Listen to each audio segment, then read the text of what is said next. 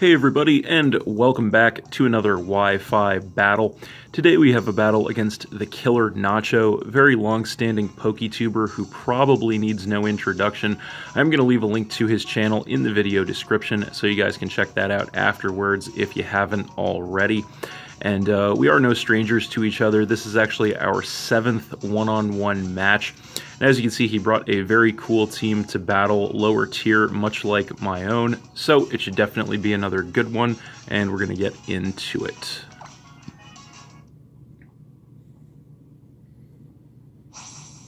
So, looking at his team, I really wasn't sure what he was going to want to lead with. He definitely has a lot of solid choices there, so I just end up leading with my Alolan Persian, the Fat Cat, as he ends up leading with his Hitmonchan.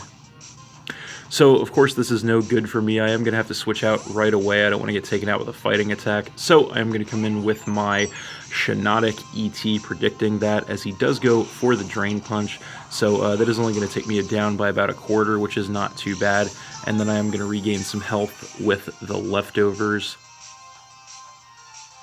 So here he is going to stay in, and he is going to go straight for the Ice Punch there, trying to take me out. Luckily, I am max HP, so I do survive that in the red with 7 health, which is going to let me go for the Spore to put him to sleep, which is obviously great for me. And then I am going to regain some more health from the leftovers. So this turn he is going to go for the switch, doesn't want me to take advantage of the sleeping Hitmonchan, so he is going to switch in with the Muck, as I am going to go for the switch here directly into my Combusken Hot Wings, trying to spice things up. So unfortunately, I don't like this matchup. I am going to have to go for the switch this time into my Regirock, as he is just going to go for a Curse, which is going to cut his speed and then increase his attack and defense, trying to set up on me.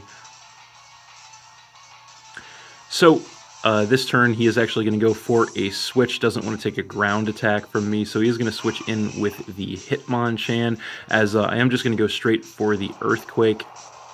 And I am actually max attack, so that is going to take him down by about 2/3, which was pretty nice. So here he is going to double switch, not wanting to lose the Hitmonchan just yet. He is going to come in with the Swanna, predicting another Earthquake, which I do go for, so not going to do anything there. In this turn, I am going to have to switch. I don't want to get taken out with a water attack, so I'm going to come in with my Jellicent, the Pringles guy, predicting that, as he does go for the Scald, not going to do anything to me thanks to the Water Absorb. So he is going to go for the switch once again here back into his Hitmonchan, probably as fodder. I am just going to go for the Shadow Ball. And that is going to knock him into the red, but he actually does survive.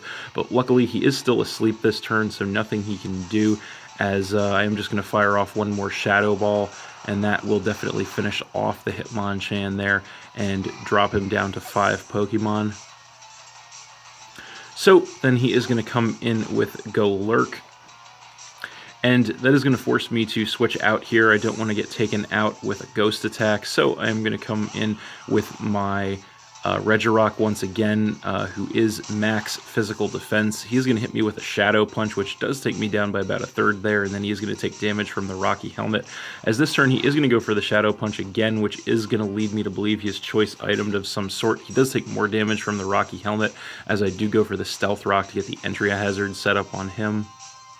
So, I'm going to go for the switch here, again predicting he is locked in the Shadow Punch. I'm going to come in with my Alolan Persian, as he is indeed going to go for the Shadow Punch again, which does take me down by a little over half. But this turn I know I'm definitely going to outspeed him. I am just going to go for the Dark Pulse, and that will be enough to take care of the Golurk and drop him down to 4 Pokemon. So then he is going to come in with Rotom Frost form and take some damage from the rocks. And that is going to force me to switch out. I don't want to risk whether or not this thing is going to outspeed me. So I am going to come in with my Shiinotic as fodder, as he is just going to go for the Volt Switch.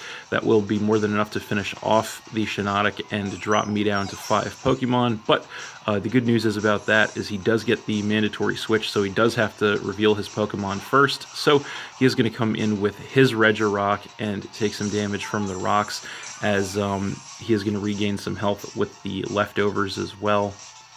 So I'm just going to switch back in with my Jellicent here, and that is going to force him to switch out, not wanting to take a water attack from me. He is going to switch back in with the Swanna and take some damage from the rocks, as I am just going to go for the Scald, hoping he would stay in there. So that is going to take him down a little below half, which was not too bad. So this turn, he is just going to go for the Defog to go ahead and get the Stealth Rock off of his side of the field, as I am just going to go for the Shadow Ball straight away, trying to take this thing out.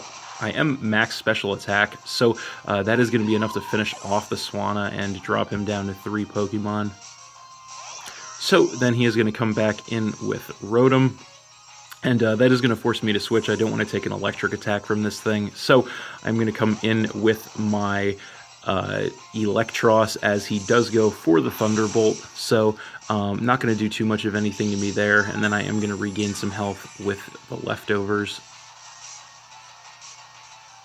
So this turn he is going to go for the switch straight away, which kind of leads me to believe that he's choice item on the Rotom as well. He is going to come in with the Muck, as I do go for the knockoff, just to go ahead and get some damage and get rid of the item on whatever he switches in. It will take him down by about a third and get rid of the Black Sludge, which is nice. So this turn I am just going to go straight for a Wild Charge, trying to get as much damage as possible on the Muck. It does knock him into the red, but he does survive, unfortunately. As I take some recoil, he is going to Pain Split to go ahead and knock me down to about half and put himself back up to about a third.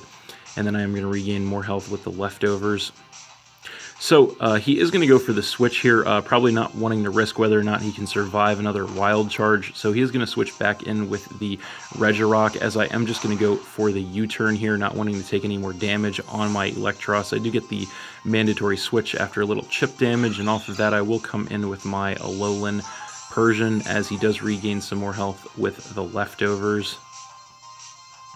So here I actually make a rare yet sizable misplay, and I actually decide to go for the Z move on the Alolan Persian, which is the Dark Z move, the Z Parting Shot. My thought process was to try and switch back in my Regirock to heal that back up to full to take him on in the mirror, but because of his Clear Body ability, that actually doesn't do anything. So pretty bad on my side, as he does go for the Stealth Rock to get that set up for free and then regain more health with the Leftovers. So not a good turn at all, to say the least. I'm going to hit him with a Dark Pulse this time to get some chip damage. Not going to do much of anything, as he does hit me with a Rock Slide in return. I do survive that in the red with 1 HP, and then he does regain more health with the Leftovers. So this turn he is just going to Protect to go ahead and stall out another turn of Leftovers recovery, as I do just go for the Icy Wind, not going to do anything there. And then he does get some more health back with the Leftovers. So this turn I'm just going to go for another Icy Wind, trying to get some more chip damage on this thing. It is Technician boosted, so that is not going to do too much of anything. Even with a critical hit, he still survives with about 2/3 health, and he does go for one more Rock Slide, which will finish off my Persian there and drop me down to 4 Pokemon, as he does regain even more health with the Leftovers. So then I am going to come back in with my own Regirock and take some damage from the rocks. And he is actually going to switch his Regirock out, I guess not wanting to risk whether or not he could win the speed tie and or finish me off there. Coming back in with his Muck, as I am just going to go for a Drain Punch to get a little bit of HP back and some damage on whatever he left in, which I do. So this turn he is going to outspeed me. He is going to go for the Curse actually once again to get that attack and defense increase. Not exactly sure why, since he already knows I do pack the Earthquake. I actually just went for the Stealth Rock to get the entry hazard set up back on him again, predicting a switch. So this turn I am going to outspeed him thanks to the Curse. I am going to go for the Earthquake, hoping to take him out, and that indeed will be enough to finish off the Muck there and drop him down to 2 Pokemon. So then he is going to come back in with Rotom, and he does take more damage from the rocks. And He is going to go straight for the Thunderbolt. I decided just to stay in here and sack off my Regirock since I didn't want to risk a switch, so that will be more than enough to finish me off there and drop me down to 3 Pokemon, but that is okay. I am just going to come back in with my Electros and take more damage from the rocks, and he is going to switch out once again here directly back into his own Regirock, as he does take some damage from the rocks. I am just going to hit him with a Drain Punch here, since it does do super effective damage to both of his last 2 Pokemon and will give me some needed HP back there. And then I am going to regain even more health with the Leftovers, as he is actually also going to regain more health with his Leftovers. So I'm just going to go for another Drain Punch here, hoping it'll be enough to finish him off this turn. Unfortunately, he does survive that in the red. I do regain more HP from it, which is good, as he does just go for a Rock Slide, trying to get some more chip damage on me. That will leave me at about 1/3 health. And then I am going to regain some more health with the Leftovers, as he will also regain some more health with his Leftovers.